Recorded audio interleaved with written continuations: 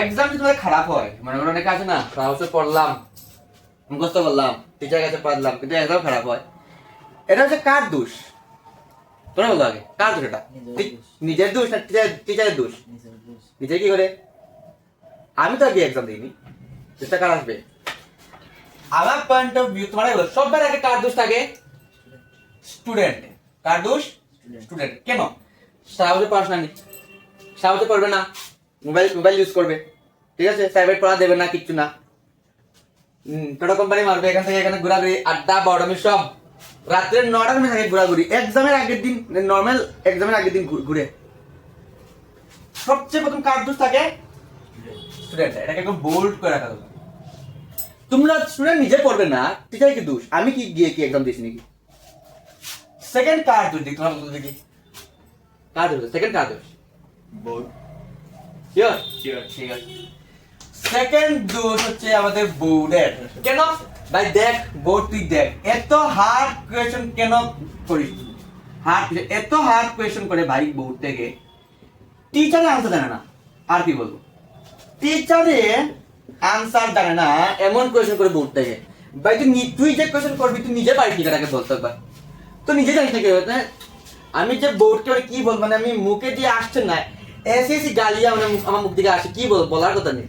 মানে সবচেয়ে বেশি দুষ কার থাকে? বোর্ড। ভাই এটা স্টুডেন্টে কি সব শিখে নেবে নিবি? টিচার কি সব শিখাতে পারে নিবি? না। বোর্ডের কাম কি? ঘুরিয়ে পেঁচিয়ে প্রশ্ন দেয়। What is kinetic energy? Give example. না, এটা না। Rahul go to A swimming pool, এখান থেকে পড়লো, মরলো, ধরলো, এখনো কাইনেটিক এনার্জি কি? মানে কোনো সেন্স হয়নি এটা, কোনো সেন্স না। ভাই 9-10 স্টুডেন্ট, 3-4 স্টুডেন্টের এমন কোয়েশ্চেন দিয়ে বোর্ড থেকে, মানে কি বলবো, মানে একটু ঠিক হয়ে যাবে। এত টাফ প্রশ্ন কেন করার দরকার কি কিসে?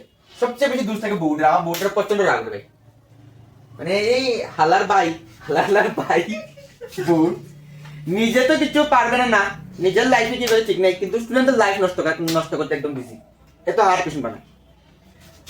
থার্ড দোষ ভাই গার্জিয়ানের। কার দোষ থাকে? গার্ডিয়ান সারা বছর স্টুডেন্টের ফোকাস করবে না। এই গার্জেনটা কিভাবে মনে করো, আরে আমি তো 2000-5000 টাকা দিয়ে টিচার রেখেছি, কি রেখেছি? টিচার। এখন আমার স্টুডেন্ট 80-র মধ্যে 80 আনতেই হবে, এটা কি পসিবল? এখান থেকে কি করবে? এখান থেকে শিখাবে, লেখাবে, পড়া দিয়ে দেবে শেখার জন্য। এরপর যদি একজন কম আসে, কি টিচারের দোষ হবে? এটা কার দোষ হবে? স্টুডেন্টের। তারপর কিছু জিনিস টিচার দোষ আছে, এটা টিচারের দোষ না। টিচারে কোনো কি হচ্ছে, টিচারে এক্সামের আগে সিলেবাস কভার করতে পারে না, আসবে আর কি দেখবে? মোবাইল আমার জান রিজন পড়ান, আসবে মোবাইল থেকে পড়াবে না, কিছু না। ঠিক আছে, প্রফেশন তো একটা টিচার, একটা প্রফেশন আছে, ওর টাইম হচ্ছে 1 ঘন্টা থেকে 1.5 ঘন্টা, যদি গিয়ে পড়ায় তো 1 ঘন্টায় ধরো, কিন্তু তোমার এই টাইমটা সিলেবাসে কভার করতে হবে, যেটা কভার হয়ে যায় ম্যাক্সিমাম টিচাররা সিলেবাস কভার করে।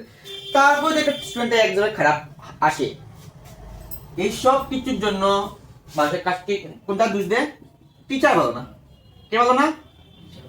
যদি ভালো রেজাল্ট আসে স্টুডেন্টের, স্টুডেন্ট ভালো, খারাপ আসলে দূর কোন স্যারের কাছে পড়াশোনা, ঠিক না কি ভুল?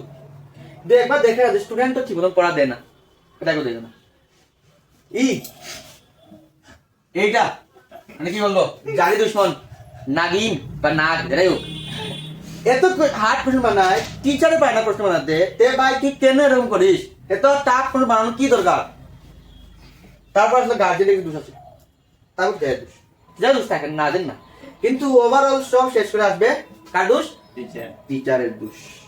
যেমন এখন এক্সাম যাচ্ছে, এক্সাম শেষ হবে, ফোন হবে, কিন্তু বিশাল স্যার হ্যাঁ তো কম পাইছে, আমি কি করবো ভাই? আমি কি এক্সাম দিচ্ছি, বুঝলো তোমরা একবার?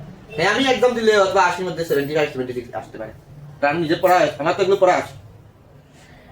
কোয়েশ্চনটা হবে স্টুডেন্টরা লিখতে পারবেন না, এটা স্টুডেন্ট দেখো, স্টুডেন্টের দোষ হচ্ছে আমার কাছে 70%, আর বোর্ডেরও বেশি দোষ না, বোর্ডের 200% দোষ,